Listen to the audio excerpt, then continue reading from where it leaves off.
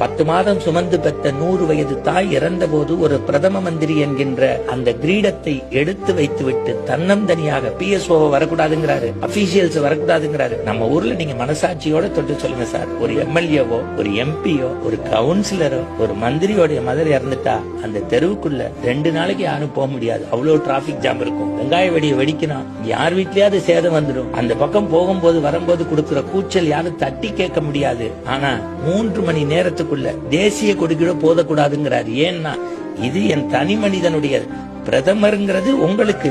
என்னுடைய அம்மா இறந்தது என் தனி விஷயம். போய் உட்கார்ந்து அவர் செய்த காரியம் அடுத்த 3 மணி நேரத்துல வந்தே பாரதத்துக்கு கொடிய செஞ்சுக்கிறானா, உண்மையாவே சொல்றேன், அவர் ராஜகுரு மட்டுமல்ல, முற்றும் துறந்த முனிவனாக ஒரு தபோவனத்து சாலை என்னுடைய ஒரு மனித புனிதராக பனித்துளியை விட பரிசுத்தமான ஒரு தலைவன் இந்தியாவிற்கு கிடைத்ததற்கு இறைவனுக்கு நாம் நன்றி சொல்ல வேண்டும்.